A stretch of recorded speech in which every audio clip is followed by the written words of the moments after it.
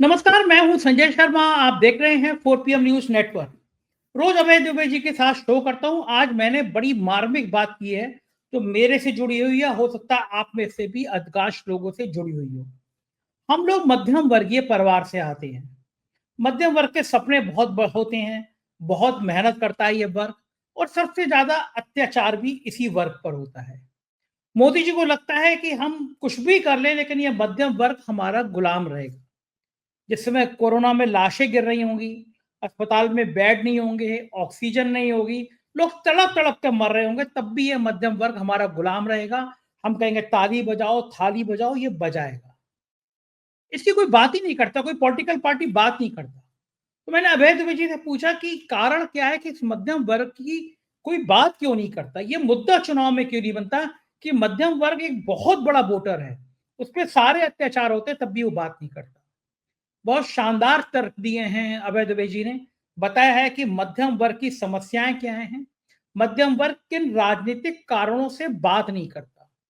तो मैंने अभय जी से पूछा कि अब तो समस्या खत्म हो गई। मुझे पता चला था कि मोदी जी रात को सो नहीं पा रहे हैं, मोदी जी खाना नहीं खा पा रहे हैं, बड़े बेचैन हैं। ये मेरे सूत्रों ने बताया है। कल को मुझसे कह दे कि तो मोदी जी के घर में झांक के देख रहे थे। अरे जब सुधीर चौधरी अपने सूत्रों से बता देता है कि ट्रंप बेचैन है मोदी के लिए, तो मैं भी अपना सूत्रों से बता सकता हूँ कि मोदी बेचैन है ट्रंप के लिए। तो मोदी जी सो नहीं पा रहे थे और बेचैन थे, तब तक आज मोदी जी ने ट्वीट कर दिया कि माय डियर फ्रेंड ट्रंप से मेरी बात हुई।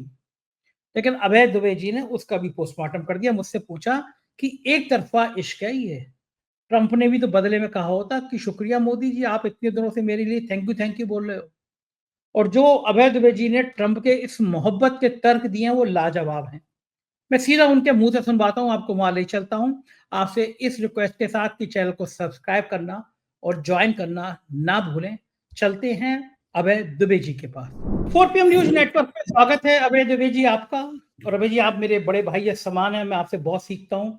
आपका शो मेरे यहाँ बड़ा हिट रहता है और आपके आशीर्वाद से लिस्ट आई है जो पॉलिटिकल कमेंटेटर की। इस बार भी 4 PM नंबर 1 है। 2024 में हर महीने में जो ये लिस्ट आई बड़ा खुशी देगी। जनवरी, फरवरी, मार्च, अप्रैल, मई, जुलाई, अगस्त, सितंबर, अक्टूबर, नवंबर, दिसंबर, हर महीने हम लोग नंबर 1। तो मेरे लिए ये बड़ा सौभाग्य है कि आपका आशीर्वाद, आप जैसे बड़े लोगों का आशीर्वाद, दर्शकों का प्यार, हम लोग नंबर 1 पर है। संजय जी, 4 PM की विशेषता मेरी निगाह में यह है कि आप हर तरह के दर्शक को अपनी ओर खींचने में सक्षम हैं। उसका कारण यह है कि मुख्य तौर पर 4 PM एक राजनीतिक मंच है, सोशल मीडिया का एक राजनीतिक मंच है जिसके ऊपर राजनीतिक खबरें, टीका टिप्पणियां, ये सब वगैरह प्रसारित होती हैं और तरह तरह की होती हैं। तो आप जिस तरीके से अपने मंच को सजाते हैं और जिस तरह की सामग्री उस मंच के ऊपर पेश करते हैं, तो उसके अंदर काफी विविधता है और उस विविधता के कारण हर तरह के दर्शक उसकी तरफ आकर्षित होते हैं।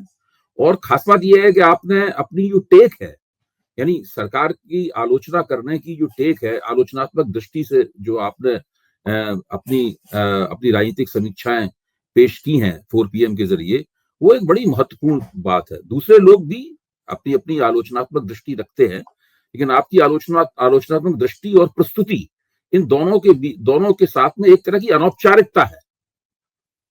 आप बड़े अनौपचारिक रूप से बातचीत के अंदाज में अपनी बात कहते हैं। तो ये भी शायद लोगों को लगता है सहज तरीके से लोग उसको देख लेते हैं, सुन लेते हैं, समझ लेते हैं। मेरे ख्याल से लगातार इतने दिनों तक नंबर 1 पर रहने के पीछे कोई ना कोई कारण तो रहा होगा। भाई, जितने भी सरकार के आलोचक मीडिया चैनल हैं, उन सभी मीडिया चैनलों में सरकार की आलोचना पेश की जाती है। जो भारतीय जनता पार्टी का समर्थन करने वाले मीडिया चैनल हैं, वो आगे नहीं बढ़ रहे हैं। ये पिछले लोकसभा चुनाव में ही हम लोगों को दिखाई पड़ गया था। उनकी बढ़त की सीमा है, उसके बाद वो आगे नहीं बढ़ पाते, जितना भी प्रबंधन किया जाए उनका। अच्छा, दूसरे और जो चैनल हैं, उनमें भी 4 PM की तरह आलोचना पेश की जाती है, लेकिन उनकी बढ़त आप जितनी नहीं है, आपकी ज्यादा है। इसका हमें कोई ना कोई कारण तो खोजना पड़ेगा। यहाँ तक कि आपको भी कोई ना कोई कारण उसका चिन्हित करना पड़ेगा। आखिरकार ऐसी क्या बात है जो दूसरे चैनलों से आप अलग हट जाते हैं? बिल्कुल ठीक बात है सर। दर्शकों का बहुत बहुत प्यार, मैं हृदय से आभारी हूँ। बातचीत शुरुआत करते हैं। मैंने 3-4 दिन पहले एक वीडियो बनाया था और वीडियो था मिडिल क्लास लोगों के ऊपर। क्योंकि मैं देखता हूँ इस देश में कोई सबसे ज्यादा पिसता है तो वो मिडिल क्लास है। वो अपने बच्चों के स्कूल की फीस, अस्पताल का खर्चा, दवाएं, घर की किचन, एक बजट बनाता है न्यूनतम सैलरी मिलती है, सैलरी का न्यूनतम पार्ट करके बजट बनाता है और टैक्स उसकी कमर तोड़ दे रहा है। पिछले दिनों रिपोर्ट आई थी कि सोना रख के लोन लेने वालों के डिफॉल्टरों की संख्या बड़ी है और उसमें भी पता चला कि 90% जो सोना रख के लोन लेते हैं, ऋण लेते हैं, वो मध्यम वर्ग है। पहली बार मैं देख रहा हूँ कि दिल्ली के चुनाव में पहली बार किसी पॉलिटिकल पार्टी मध्यम वर्ग की बात करती हुई नजर आ रही है। क्या मैं आपको लगता है कि मध्यम वर्ग की बात अभी तक दो सवाल है मेरे इसमें अवैध जी। पहली बात तो ये कि मध्यम वर्ग को क्या भारतीय जनता पार्टी ने अपनी बभौती मान लिया था कि ये वो वर्ग है जो हमारे कहने से ताली बजाएगा, थाली बजाएगा, लेकिन कहीं जाएगा नहीं। हम इसके ऊपर टैक्स का बोझ लगा दें, हम महंगाई का तड़का लगा दें, कुछ भी करें हमारे साथ रहेगा। और वाकई में मतलब मैं देखता हूं कि जो मध्यम वर्ग है वो मोदी जी का बड़ा दीवाना था, लेकिन तब भी भारतीय जनता पार्टी को मध्यम वर्ग पर तरस नहीं आता था, लेकिन कोई पॉलिटिकल पार्टी बात भी नहीं करती थी। दिल्ली के चुनाव में मध्यम वर्गीय की आवाज उठी है, बात उठी है। क्या ये पॉलिटिकल फायदा मिल जाए इसलिए बात उठी है या कोई और दृष्टिकोण है और मध्यम वर्ग में क्या इससे चेतना आ पाएगी, क्या लगता है आपको? संजय जी, आपकी बात का एक छोटा सा जवाब मेरे पास ये है कि भारतीय जनता पार्टी सारे देश में, दिल्ली उसमें अपवाद है, मैं दिल्ली को उसमें नहीं जोड़ रहा हूं, सारे देश में मध्य वर्ग को इसलिए अपनी ओर आकर्षित कर पाती है क्योंकि वो जातिगत वोटों की जातिगत गोलबंदी और राष्ट्रवादी हिंदू सांप्रदायिक विचारधारा जो है ना, उसका इस्तेमाल करती है मध्य वर्ग को अपनी ओर खींचने के लिए। और मध्य वर्ग का जो ऊंची जातियों का हिस्सा है, खासतौर से द्विज जातियों का हिस्सा है, और वे जातियां जिनकी मानसिकता द्विजों जैसी है, जैसे ब्राह्मण, बनिया, ठाकुर, ये तो द्विज हुए, ट्वाइस बोर्न हुए, लेकिन उसके बाद कायस्थ हैं, उसके बाद भूमिहार हैं, ये लोग जो हैं, ये लोग और दूसरे बहुत जो मलाईदार ओबीसी जातियां हैं, उन जातियों का एक हिस्सा, जैसे कि जाट हैं, रेड्डी हैं, कम्मा हैं, ये हिस्सा भारतीय जनता पार्टी और उसके समर्थकों की तरफ झुका हुआ नजर आता है। उसकी सबसे बड़ी खास बात यह है कि इन सबकी गोलबंदी जातिगत आधार पर की जाती है और उसमें तड़का लगाया जाता है हिंदुत्व का। अच्छा, दिल्ली जिसके संदर्भ में मेरे ख्याल से हम लोग ये बातचीत कर रहे हैं, वहां की स्थिति थोड़ी अलग है। दिल्ली का जो मतदाता मंडल है वो जाति के स्तर पर बटा हुआ नहीं है, बल्कि वो क्लास यानी वर्ग के स्तर पर बटा हुआ है, वो आर्थिक आमदनी के स्तर पर बटा हुआ है। इसलिए दिल्ली में आमतौर पर जातिगत गोलबंदी नहीं होती है। आप यही देखिए कि सब पूर्वांचली हैं, तो पूर्वांचलियों में ब्राह्मण भी हैं, पूर्वांचलियों में ओबीसी भी हैं, पूर्वांचलियों में दलित भी हैं, पूर्वांचलियों में मुसलमान भी हैं, लेकिन वो सब पूर्वांचली कहलाते हैं और आमतौर पर गरीब तबके से ताल्लुक रखते हैं। वो सब मेहनत कश हैं, छोटी आमदनी वाले, कम आमदनी वाले, निम्न वित्तीय स्थिति वाले लोग हैं, तो वो पूर्वांचली हुए। वो एक पूरी तरह से एक वर्गीय कैटेगरी है, एक वर्गीय श्रेणी है पूर्वांचली। अब दिल्ली में जो ऊंची जाति के लोग हैं वो आमतौर पर, उनमें भी गरीब लोग हैं, ऐसी बात नहीं, पूर्वांचलियों में ऊंची जाति के लोग हैं, लेकिन दिल्ली में जो ऊंची जो पैसे वाले लोग हैं, समर्थ और खुशहाल लोग हैं, वो आमतौर पर ऊंची जातियों के लोग हैं। तो दिल्ली का चुनाव जो है वो जाति के आधार पर नहीं, वर्ग के आधार पर लड़ा जाता है। इसीलिए अरविंद केजरीवाल को ये सुविधा प्राप्त हुई और वो अपनी ये चुनावी रणनीति बना पाए कि उन्होंने भारत के इतिहास में पहली बार, तो फिर से दोहरा रहा हूं, भारत के चुनावी इतिहास में पहली बार एक मध्य वर्ग के नाम एक घोषणा पत्र जारी किया। और इसके जरिए न केवल उन्होंने नई जमीन इस बात पे तोड़ी कि उन्होंने मध्य वर्ग के नाम घोषणा पत्र जारी किया, बल्कि इस बात पे भी तोड़ी कि वे आर्थिक प्रश्न को चुनाव के केंद्र में ले आए। महंगाई के सवाल को, बेरोजगारी के सवाल को बहुत से दल चुनाव के केंद्र में लाते रहे हैं, लेकिन इस मध्यवर्ग के प्रश्न को इसलिए चुनाव के केंद्र में लाना कि मध्यवर्ग से जो टैक्स लिया जाता है उसकी वापसी मध्यवर्ग को दी जाने वाली रियायतों में क्यों नहीं होनी चाहिए। इस सवाल को लेकर अरविंद केजरीवाल लाए, और जिस खूबी के साथ उन्होंने इस बात को दिल्ली की जनता के सामने रखा है, उनका उन्हें चुनावी फायदा हो या न हो ये एक अलग बात है, तो 8 तारीख को जब नतीजा आएगा तब हमें पता चलेगा। लेकिन ये एक बिल्कुल चुनाव लड़ने की एक नई रणनीति है, एक ऐसी रणनीति है जो मेरा मानना यह है कि आगे जाकर दूसरे दल भी इसका पालन करेंगे, दूसरे दल भी इसका इस्तेमाल करेंगे। मेरे ख्याल से केजरीवाल ने चुनावी लोकतंत्र में एक नए तरह का एजेंडा सेट किया है, और नए तरह का एजेंडा सेट करने का फायदा तो आम आदमी पार्टी को जो कुछ मिलना होगा वो मिलेगा, लेकिन आमतौर पर इससे चुनाव में आर्थिक प्रश्न को लाने में मदद मिलेगी। जैसे आप वर्ग कहते हैं, जाति की बात न करके वर्ग की बात करते हैं, वैसे ही आप वर्ग एक दरअसल सामाजिक सोशल क्लास, एक इकोनॉमिक क्लास भी होता है ना। सोशल क्लास के साथ साथ एक इकोनॉमिक क्लास के तौर पर भी लोग उसके अंदर होते हैं। तो केजरीवाल ने ये जो काम किया है वो मैं सोचता हूं कि वो उनका चिंतन, उनका जो रणनीतिक चिंतन है, आप पहले उसके बारे में चर्चा कर भी चुके हैं, थोड़ा अलग हटके है। अच्छा, क्या लगता है आपको, मेरे को ये भी बड़ा एक और बात जोड़ दूं कि लोकसभा चुनाव में यही मध्य वर्ग भारतीय जनता पार्टी को वोट देता है, दिल्ली का। लेकिन विधानसभा चुनाव में ये मध्य वर्ग बड़े पैमाने पर लगभग 50% से ज्यादा आम आदमी पार्टी को पिछले चुनाव में उसने वोट दिया था। इस बार भारतीय जनता पार्टी बहुत दबाव बना रही है, बहुत मेहनत कर रही है इस मध्य वर्ग में, वो कोशिश कर रही है कि इसका कुछ हिस्सा वो अपनी ओर खींच सके। लेकिन अरविंद केजरीवाल ने इस घोषणा पत्र को जारी करके मध्य वर्ग की उस दुखती नस पर हाथ रखा है जिसकी कोई खोज खबर नहीं लेता। जैसे कि आपकी जो नस, आपकी जो पल्स धड़कती है, तो केवल डॉक्टर ही उसके ऊपर उंगलियां रख के पता लगाता है कि 1 मिनट में कितने बार धड़क रही है, आपके शरीर में ज्वर है या आपका तापक्रम जो है वो सामान्य है। अरविंद केजरीवाल ने वहां पर अपना हाथ रखा है कि भाई अगर आप मध्य वर्ग अगर 1 लाख रुपया कमाता है तो उसमें सरकार सीधे सीधे 30,000 रुपए ले जाती है। ये तो सीधे सीधे प्रत्यक्ष करों के रूप में ले जाती है। उसके बाद में जीएसटी के तौर पर, रोड टैक्स के तौर पर, हर चीज, आप मध्य वर्ग वाहन खरीदता है उसे तरह का टैक्स देना पड़ता है, उस सड़क पर चलता है तो उसे बहुत बहुत जबरदस्त टोल टैक्स देना पड़ता है। मतलब टैक्सों की कोई सीमा नहीं है। तरह तरह के सेस लगे हुए हैं, एजुकेशन सेस लगा हुआ है, एनवायरमेंटल सेस लगा हुआ है, ये सारे के सारे मध्य वर्ग के पास से जाते हैं। खाना खाने तक जाता है तब भी उसे देना पड़ता है। अगर वो घर पे जोमेटो के जरिए या स्विगी के जरिए कुछ खाना मंगाता है तब भी उसको जीएसटी देना पड़ता है।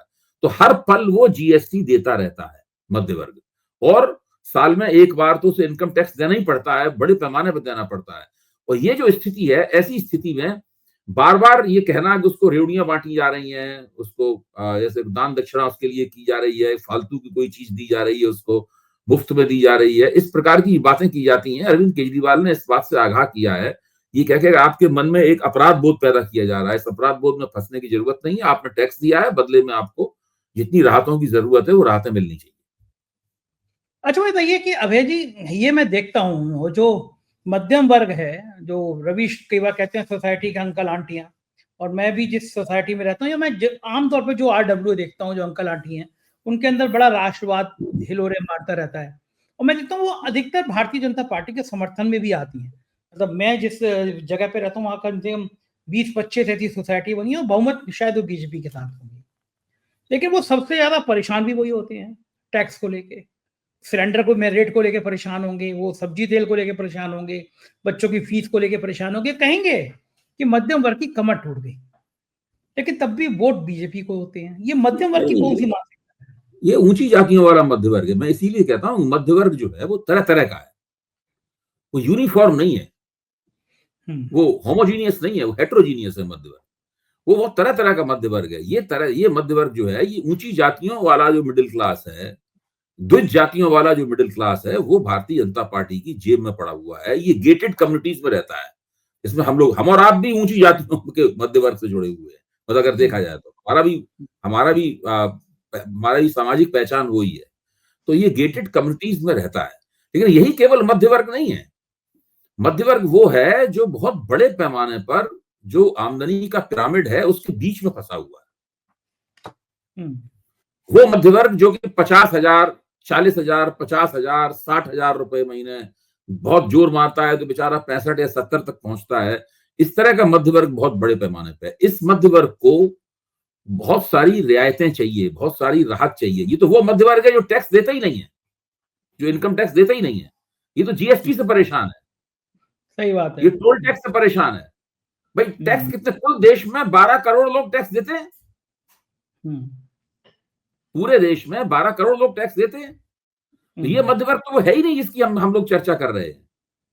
ये जो टैक्स देने वाला मध्य वर्ग है, जो गेटेड कम्युनिटीज में रहता है, प्रोफेशनल क्लास से ताल्लुक रखता है, डॉक्टर है, इंजीनियर है, और मैनेज इसने एमबीए किया हुआ है, अच्छी कंपनियों में काम करता है, या सेल्फ एम्प्लॉयमेंट है, इसने छोटे मोटे धंधे खोल रखे हैं, या जिसके पास कई मकान हैं, उन मकानों को उसने किराए पे चढ़ा रखा है, ये उस प्रकार का मध्य वर्ग, इसकी आप चर्चा कर रहे हैं। ये मध्य वर्ग निश्चित रूप से बीजेपी का वोटर है। इसीलिए तो मैं कह रहा हूं कि जो 100 अगर मध्यवर्ग 100 मध्यवर्गीय लोग हैं, उनमें से आम आदमी पार्टी को 50% से कुछ ज्यादा ही वोट मिलते हैं, बाकी सारे वोट भारतीय जनता पार्टी की तरफ चले जाते हैं। तो जिस गेटेड कम्युनिटीज में रहने वाले मध्यवर्ग की चर्चा कर रहे हैं वो ये है, बीजेपी चाहती है कि ये वोट तो हमें मिलता ही है, उस वोट में से भी हम कुछ खींच लें जो आम आदमी पार्टी को मिलता है।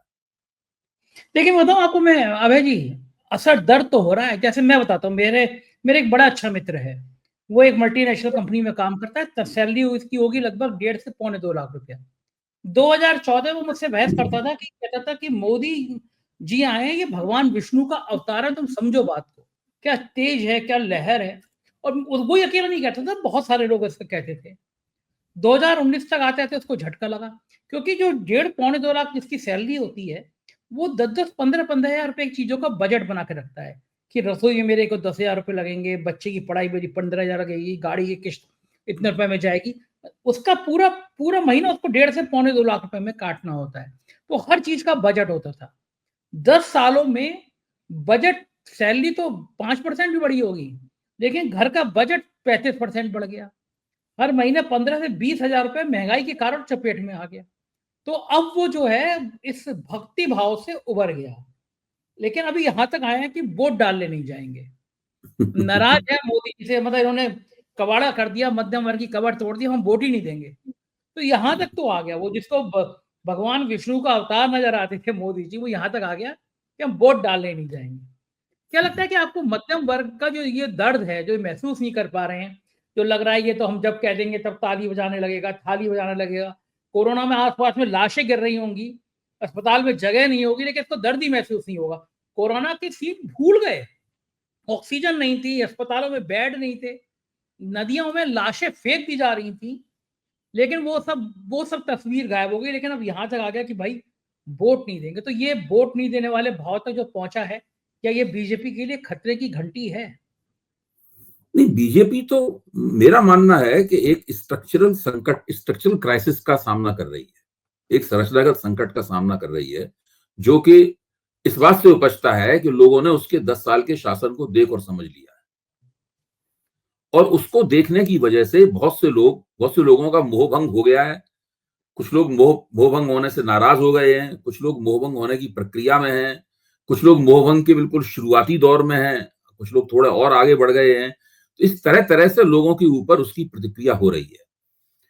देखिए, बहुत सी बातें हैं जिनकी वजह से हम समझ सकते हैं कि इस मोहभंग के बावजूद भी भारतीय जनता पार्टी मैदान में नंबर 1 पे क्यों टिकी हुई है।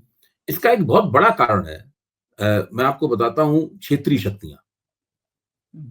क्षेत्रीय शक्तियां बीजेपी के लिए मुफीद भी हैं और बीजेपी के लिए नुकसानदेह भी हैं। मुफीद इसलिए है कि वो एनडीए के जरिए भारतीय जनता पार्टी के साथ जुड़ जाती है। जैसे कि मान लीजिए नीतीश कुमार की पार्टी है, चंद्रबाबू नायडू की पार्टी है, एक जमाने में शिवसेना थी, एक जमाने में अकाली दल था, ये भी बड़े बड़े एनडीए के साथ जुड़े हुए थे। पहले दो चुनावों में तो ये दोनों जुड़े ही रहे ना एनडीए के साथ में। अब आजकल अलग हैं। तो क्षेत्रीय शक्तियों का भारतीय जनता पार्टी ने काफी अपने पक्ष में उपयोग कर पाने में, दोहन कर पाने में सफलता प्राप्त की। दूसरी तरफ क्षेत्रीय शक्तियों का ही एक बड़ा हिस्सा जो है, जो भारतीय जनता पार्टी का बढ़ाव एक सीमा से आगे नहीं जाने देता। मतलब वो एक सीमा है, इसके बाद क्षेत्रीय शक्तियां जो हैं, वो ममता बनर्जी हैं, स्टालिन हैं, अरविंद केजरीवाल हैं, अखिलेश हैं, तेजस्वी यादव हैं, ये लोग उनको, भारतीय जनता पार्टी को एक सीमा से आगे बढ़ने में रोक भी देते हैं। लेकिन दोनों में, जो भाजपा के पक्ष में खड़े हैं और भाजपा के खिलाफ हैं, दोनों में एक समानता है। वो समानता यह है कि इनमें से किसी भी क्षेत्रीय शक्ति के पास अपनी कोई विदेश नीति नहीं है, कोई विदेश नीति संबंधी चिंतन नहीं है। इनमें से किसी के पास आर्थिक नीति संबंधी कोई चिंतन नहीं है। इनके घोषणा पत्र में भी आपको कुछ नहीं दिखाई पड़ेगा, इनके नेताओं की बातचीत में भी कुछ नहीं दिखाई पड़ेगा। ये केवल एक ही काम सफलतापूर्वक करते हैं कि अपने इलाके में गोलबंदी करके, कहीं भाषा के आधार पर, कहीं संस्कृति के आधार पर, कहीं जाति के आधार पर गोलबंदी करके ये लोग किसी तरह अपनी सत्ता बना लेते हैं, अपना राजनीतिक महत्व कायम रखते हैं। इस पूरी प्रक्रिया में क्या होता है कि भाजपा का मुकाबला करने के लिए कांग्रेस अकेली पड़ जाती है। आप समझ रहे हैं ना? मैं उसके एक बड़े कारण की बात कर रहा हूं। उसमें क्या है कि कांग्रेस उसमें अकेली पड़ जाती है। कांग्रेस जो मुद्दे उठाती है, दूसरे लोग उसकी आवाज में आवाज नहीं मिलाते। अब देखिए, कांग्रेस ने संविधान वाला मुद्दा उठाया, कुछ चला, लोकसभा चुनाव में फायदा हुआ विपक्ष को, लेकिन क्षेत्रीय शक्तियों ने उस मुद्दे को बहुत ज्यादा नहीं स्पर्श किया, आगे भी नहीं बढ़ाया। उसके बाद में राहुल गांधी ही अलग संविधान की किताब लेके घूमते रहते हैं, और कोई क्षेत्रीय नेता जो इंडिया गठबंधन में है वो भी नहीं इस काम को ज्यादा करता है। तो ये है एक समस्या है, जब क्षेत्रीय शक्तियों की समझ में आर्थिक मुद्दे आ जाते हैं, इस तरह के मुद्दे आ जाते हैं जिनका चरित्र राष्ट्रीय होता है, तो ना फायदा होता है। तेजस्वी यादव ने 2020 के चुनाव में बेरोजगारी के मुद्दे को केंद्र बनाया, उनका उन्हें लाभ हुआ, सबसे बड़ी पार्टी के रूप में उभरे, तेजस्वी यादव का नेतृत्व उसकी वजह से जम गया। लेकिन उसके बाद आप देखिए क्या हुआ। उसके बाद जब बीच में नीतीश कुमार और तेजस्वी यादव के बीच में समझौता हुआ, तो वो सरकार में आ गए, उप मुख्यमंत्री हो गए। तो उन्होंने उसने जोश खरोश के साथ में बेरोजगारी वाले मुद्दे पर न जोर दिया, ना उसके निदान की कोशिश की, ना इस तरह के कोई कार्यक्रम पेश किए। एक आध कोई काम किया उन्होंने, इसका बाद में उन्होंने भुनाने की कोशिश भी की, लेकिन वो नहीं किया उन्होंने उस मामले को। तो मेरे ख्याल से भाजपा के मुकाबले कांग्रेस इस मामले में अकेली पड़ जाती है। जैसे जैसे कांग्रेस मजबूत होगी, उसकी ताकत बढ़ेगी, वैसे वैसे भारतीय जनता पार्टी के खिलाफ जो एंटी इनकम्बेंसी है वो एक ध्रुव पर जमा होगी, राहुल गांधी और कांग्रेस के ध्रुव पर जमा होगी। भारतीय जनता पार्टी को अंततः हराएगी कांग्रेस ही, मैं आपको बताऊं। क्षेत्रीय शक्तियों की उसमें पूरा भूमिका होगी। ये मानना कि क्षेत्रीय शक्तियां हरा देंगी, मैं इस बात से सहमत नहीं हूं। देखिए, इस बार भी कांग्रेस की दूनी हुई, कांग्रेस की सीटें दोगुनी हुई, भाजपा ने बहुमत खोया।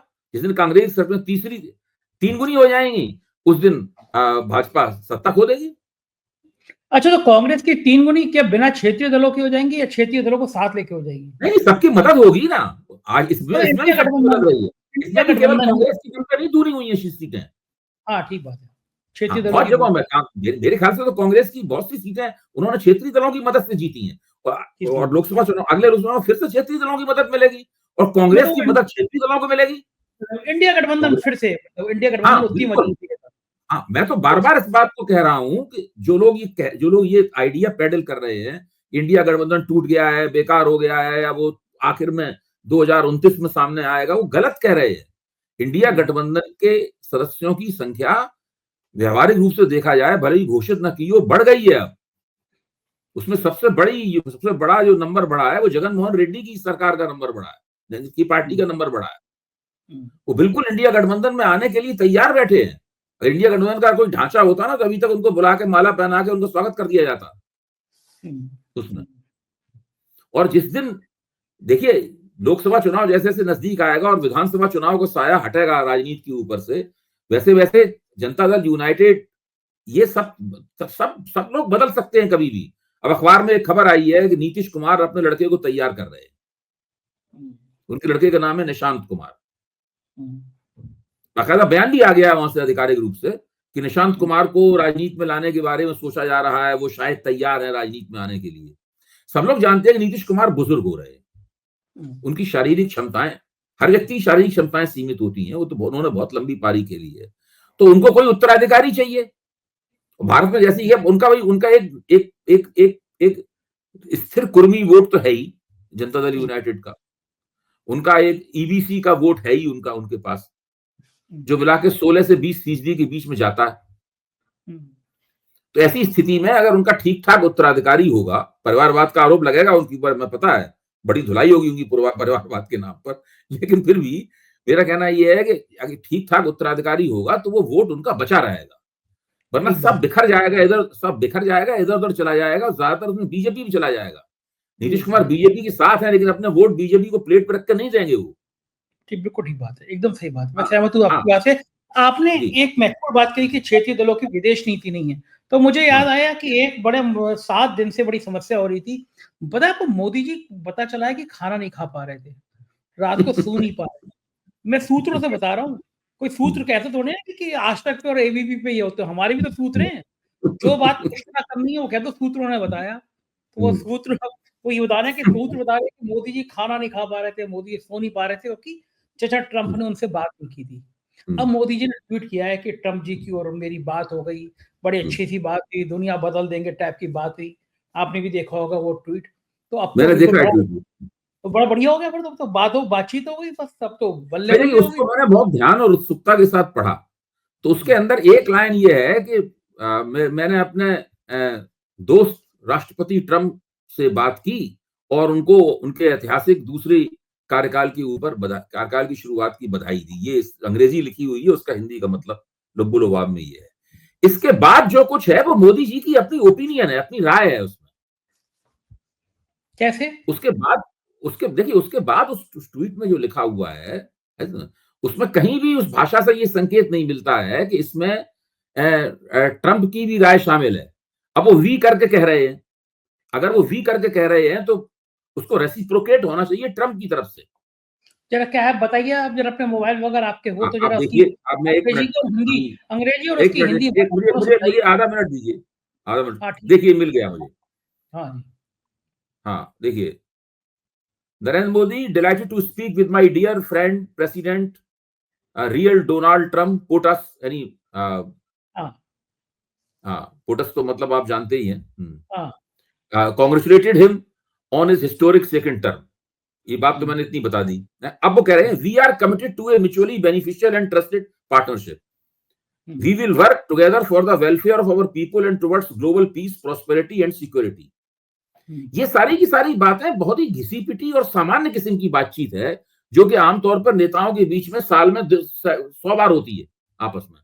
जितने भी सरकारी कम्युनिक लिखे जाते हैं, उनमें इस प्रकार की भाषा का इस्तेमाल होता है।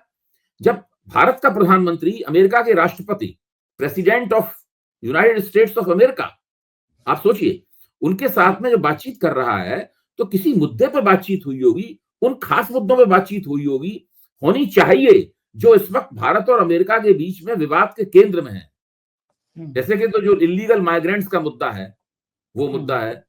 माल के ऊपर टैरिफ लगाने का, आयात शुल्क लगाने का मुद्दा है, वो मुद्दा है। फिर गुरपतवंत सिंह पन्नू के मुकदमे वाला मसला है, मान लो उस पर नहीं बात करना चाहते, उसमें खुफिया एजेंसियां शामिल हैं, लेकिन बाकी दोनों मुद्दे तो आर्थिक मुद्दे हैं और राजनीतिक मुद्दे हैं। भाई अभी कानूनी लोग अमेरिका में घुसे हुए हैं, उनको एक एक करके उनको भेजना है, वो भेज रहे हैं। 20,000 तो उन्होंने लिस्ट दे दी गई है। मैंने 4 PM पे उनका सब अंक वगैरह बताया था आपको। तो इनको कहीं कोई इस बात पर चर्चा नहीं है उसके अंदर। तो यह बिल्कुल ही सामान्य शिष्टाचारवश होने वाली बातचीत है। तो उस प्रकार की चीज है ये। इसको तो अमेरिका की तरफ से इसे कहते नहीं, भाई हमने आपको अगर बधाई दी है तो आप भी बदले में हमारी बधाई स्वीकार करेंगे। उसका कोई रिकॉर्ड होगा कि नहीं होगा? कितने ये अमेरिकन लोग कितने दुष्ट है। देखिए, मैंने इतनी देर में ट्रंप का वो ट्वीट देखा, ट्रंप ने जिक्र ही नहीं किया कि हमने मोदी जी से बात करी है। हाँ, वही तो मैं कह रहा हूं, मोदी जी ने बात की है। मोदी जी तो पहले एक्स के ऊपर ट्रंप को एक बधाई दे ही चुके हैं, यही नहीं सब भाषाओं में। आप पुराना एक्स वाला उनकी बधाई उठा के देख लीजिए, उसमें क्या फर्क है? कोई खास फर्क नहीं है उसमें। ट्रंप को भी करना चाहिए, तो खराब बात है। और ट्रंप की तरफ से या मान लीजिए उनके प्रेसिडेंट की ऑफिस की तरफ से भी होता है, उनकी तरफ से होता, कुछ तो होता, ताकि बता दें कि मोदी जी ने जो कहा है उसका उन्होंने जवाब दिया। हम आपको बधाई देते हैं तो आप बदले में कहते हैं आपको भी बधाई हो। आप कहते हैं कि नहीं कहते? उन्होंने तो नहीं कहा अभी तक। आपको वहां से तो आया ही नहीं कुछ भी। हमारे ये तो सब मामला, ये सारा मामला एक तरफा चल रहा है। इश्क एक तरफा है ये। ये सारा मामला एक तरफा चल रहा है। जैसे मेरा मित्र था, एक दिन मुझसे बोला कि मेरा ट्रंप की तरफ से अगर आता है और देर से आता है तो ये भी एक मुद्दा है। मुझे बहुत बुरा लगता है बात ये। वैसे मेरा कहना है कि मोदी जी ने जब दुनिया को बता दिया कि अपने प्रिय मित्र डोनाल्ड ट्रंप से मेरी बातचीत हुई, जो उनका प्रिय मित्र है वो तुरंत क्यों नहीं उसका जवाब देता? बात है आपकी, बिल्कुल ठीक बात है। मैं आपको बताऊं, मेरा मित्र था, एक दिन मुझसे बड़ा सीरियस होके अपनी एक बहुत बड़ी हीरोइन का नाम लेके बोला कि मेरा उससे अफेयर चल रहा है। मैंने कहा शक्ल देखी, बोला कसम से 50% का फेयर पहुंच गया है। तो मैं हैरान हुआ, तो कसम बहुत बड़ी खा ली। मैं कहा तू कहाँ, वो हीरोइन का कैसे 50% पहुंच गया? बोला मेरी तरफ से तो है, उसकी तरफ से नहीं हुआ, 50% तो है, 50% हो गया। तो अपने मोदी जी की तरफ से तो है, भले वो लेकिन निकाल। ये जो 50 एक तो ये परसेंटेज निकालने का आपका तरीका संदिग्ध है, पहली बात तो ये। हाँ, हाँ, इसलिए संदिग्ध है कि व्यक्ति की जो हैसियत होती है उसके हिसाब से उसका परसेंटेज तय होता है। अच्छा, हाँ, ये अब बात जैसे सही मैं है। हूं, मैं अगर वो ग्रेट खली के साथ मुकाबला करने लगूं अपना, हाँ, मैं कहूं ग्रेट खली को मैंने चैलेंज कर दिया तो हमारा 50% चैलेंज हो गया, इस प्रकार की बात करूं मैं, है? हाँ, तो सही क्या बात मतलब है। वो आप कहेंगे 50% नहीं, आपका चैलेंज 2% है, हाँ, बिल्कुल, 98% हुआ है। हाँ, भाई ग्रेट खली से हमारा 2% से भी कम होगा। बिल्कुल ठीक बात है, बिल्कुल सही बात है। अब अमेरिका की ताकत को देखिए आप क्या है, हाँ, वो कहाँ और हमें। भारत की ताकत को आप देखिए क्या है। हुँ। तो ये परसेंटेज निकालने का तरीका अपना ठीक कीजिए आप। भाई ये बात तो सही है कि मतलब जो है ये इश्क, लेकिन ये तो तय बात है कि ये इश्क एक तरफा चल रहा है। इश्क में जब अभी तक भी वो अभी तक तो यही लग रहा है। जब तक ये ट्रंप आ नहीं प्रशासन ने, जब जयशंकर ने रूबियो से बातचीत की थी, सेक्रेटरी ऑफ स्टेट रूबियो से जयशंकर ने बातचीत की थी, तब उस बातचीत में रूबियो ने उनको 1 इंच जमीन नहीं दी, 1 इंच गुंजाइश उनके लिए नहीं छोड़ी। तो बहुत ही उन्होंने टाइट रखा उसको बिल्कुल। सही बात है। देखते हैं क्या होगा, हम आपसे बातचीत करते रहेंगे। मजा आ गया आपसे बातचीत करके आज। बहुत बहुत शुक्रिया अभय जी, थैंक यू। ये थे अभय दुबे जी, और आपको भी समझ आया होगा और आपको भी यकीन हो गया होगा कि बात में दम तो है, हालात कुछ ऐसे ही हैं। कैसी लगी बातचीत? आपके प्यार भरे संदेश का मुझे इंतजार रहेगा। शुक्रिया, थैंक यू।